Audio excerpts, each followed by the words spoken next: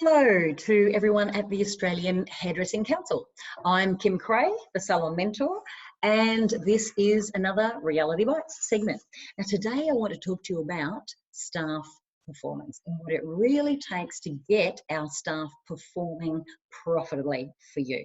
Okay, now this is an area where we as owners and managers tend to get really frustrated, right? It's an area where we whinge a lot. We tend to easily blame, don't we? What's wrong with my staff? I make all this money, none of them hit target. When I was their stage, I was making this staff today, okay? It's very easy for us to fall into that mindset and fall into that habit of almost giving our power away, okay? Blaming other people. But here's the problem. We can't change anything that we believe is someone else's fault, if you like, okay? If we feel we've got no control over that, we're sunk. Okay, and the reality is that as a leader, we have so much influence on how our staff perform. And I get this is a real issue, right?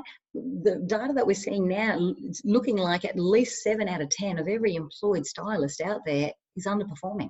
Now that multiplies out to a lot of profitability problems for salon owners, right?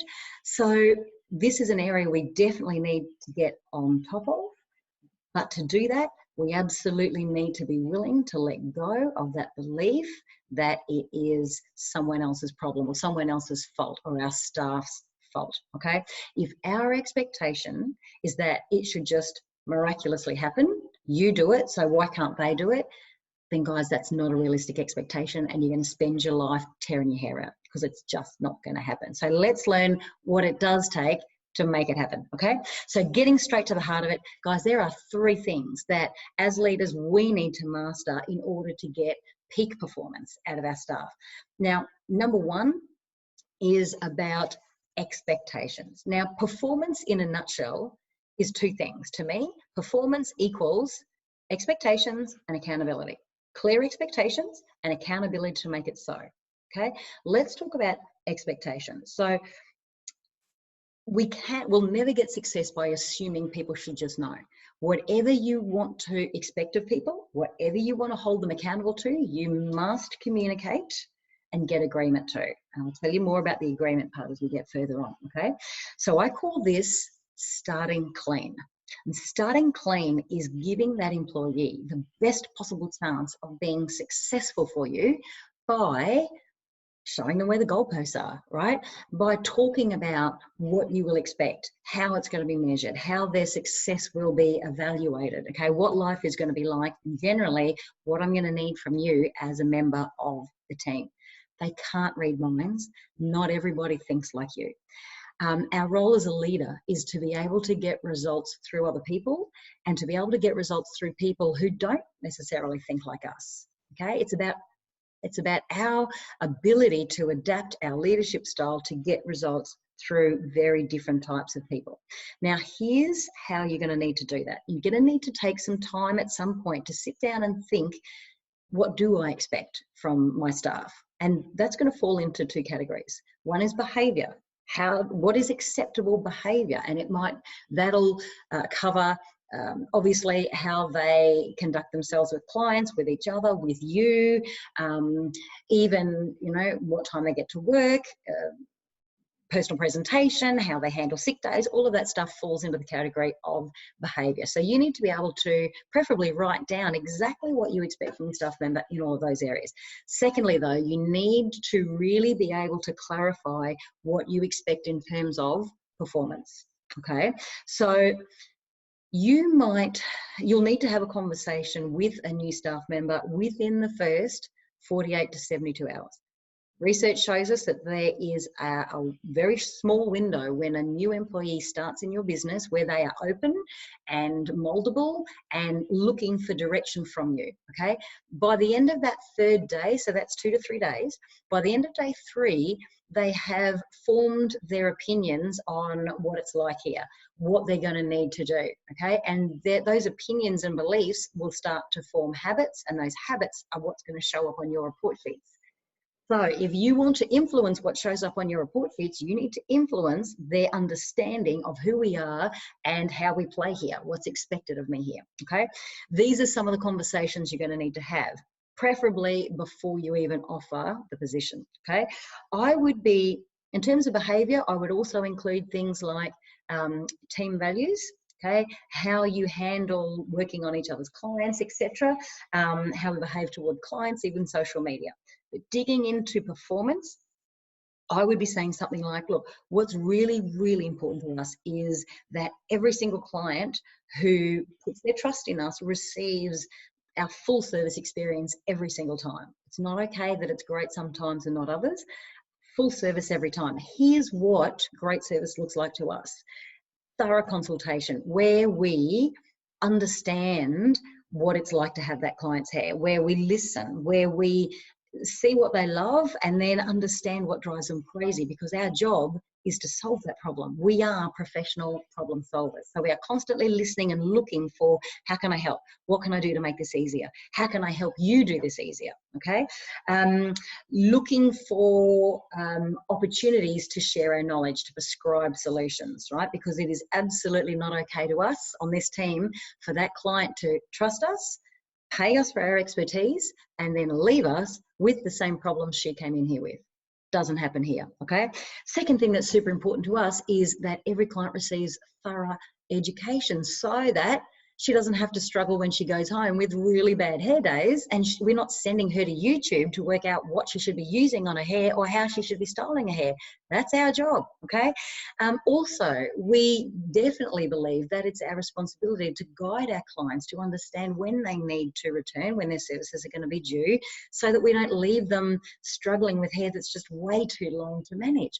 We want to keep them excited. We want to give them new ideas every visit so that they're excited about coming back next time before they've even left today. And finally, we want to make sure that, of course, they've got that appointment secured, so we don't leave them in the situation where they're stressed and ringing the salon in a panic 2 days before a major event and we're booked out. Okay, we see that all as our responsibility, our professional responsibility to clients who trust us and are paying for our expertise. Okay, so because all of that is so important to us, we keep our eye on the ball constantly, okay? And the way that we track our service levels to make sure that we are delivering to our promised levels to clients is our scoreboard, because each of these numbers measures a specific action along our client journey, okay? And we have a scoreboard that helps us celebrate when we're doing things really well, and it alerts us quickly when we have dropped the ball on something, when we've lost focus, right? So that we can get back on track and make sure that every client from then on in does receive our full promised service experience, okay? So you and I are going to have a rolling conversation constantly every day, okay? Performance is a fabulously positive thing to us, so it's part of daily life here. We see it as a really exciting thing, and we see it as our responsibility to clients. So it's a rolling conversation that you and I will have. We do that in a fun way, but we take it really seriously, okay? Now, this is, I guess, where I'm going to move from step 1 into step 2. Step 1 is communicate what you expect. Step 2, get commitment, okay? So here I start to add some questions like, so Susie, now that you've understood a little bit about who we are and what's important to us and what would be expected of you as a team member, how does that sound to you? Does that sound like somewhere that you would feel comfortable, that you would enjoy working? Now, of course, most interviewees would say, yeah, that sounds great. But here comes question number 2. Great. So could I rely on you to deliver service to that standard to every client every day? Wait for the yes. That's important. Okay. This is where all accountability is now set. That's a psychological contract, and that is what's going to underpin their understanding of, geez, I'm going to have to bring my A game here. Exactly who they're going to have to be to do well here. Okay. So just to summarize, step number 2 is about accountability, and it's about getting commitment. This is who we are, but it's kind of like, before I let you in here, knowing what you know now, does that sound like somewhere you want to be? Can I rely on you? Do you feel you're going to be able to live those values and deliver that level of service every client every day? Commitment. Anything that you expect but have not gained commitment to, not going to happen. It was never going to happen. That's why we're all so frustrated that our staff don't do what we want them to do, because A, we probably didn't explain it clearly, okay, and B, we never got an agreement. They never agreed to it. They never had any intention of living those standards. Okay, last step. Step number 3 is where we really dig into accountability, and it is where we make it happen, okay? This is our pattern of continual coaching. Okay, that series of rolling conversations that happens morning and night and weekly and monthly and quarterly that constantly review our performance, celebrate the great stuff, learn from that, okay? Maybe share the successes and what's caused them with others so they can learn too, but also identify the gaps, okay? Because if our promise and our commitment is we live at this standard, then wherever we're not living at that standard, we've got to identify that straight away, and as the coach, our job is to close that gap. Do not let underperformance become normal, okay? Wherever you see a gap, wherever you see someone performing below standard, we need to be onto that quick smart. So is it a skills issue? If it's a skills issue, a knowledge issue, schedule a training, put it into your training plan, lock it in for a date, make it happen, okay? If it is a mental block, a fear of retailing, a fear of sharing knowledge, all of those things, make time, have the conversation. You're not going to change their results until you change their behaviors. You're not going to change their behaviors until you change how they see this. So the solution to that underperformance could be helping them to see this in a different way so that it flows more naturally, okay? So these conversations are constantly setting the focus, setting the standard, reviewing performance, explaining what the numbers mean, what they're teaching us, what it's showing us we need to focus more on, identifying the gaps and taking action on those gaps. So look, in summary, here's the thing.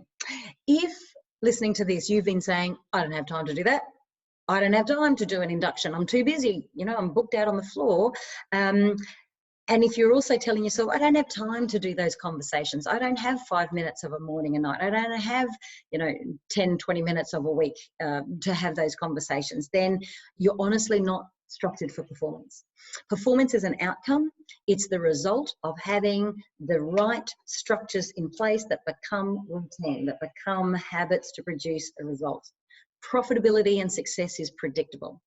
Do the right actions, you'll get the right results, okay? But if we're not prepared to instill these habits as a framework of your business, then we're absolutely not on track for success. Performance requires those successful habits. So guys, if this is an area that you really want to become more confident in, you want to be more confident as a leader, and you really want to master how do you get your team to perform, then keep an eye out for Salon Leader Bootcamp. 2-day immersion program for salon owners and managers where we do a deep dive into our role as the leader and our influence on performance and who we need to be, what we need to do, and what our actions need to look like in order to get that success and that profitable performance that we all want from our staff. So guys, in summary, start clean, expectations on the table, stay clean, never let them get off track. Okay, those 2 steps will get you on the right track for better staff performance. So guys, that's it from me. Start clean, stay clean. That's been another Reality Bites segment from the Australian Hairdressing Council. Bye for now.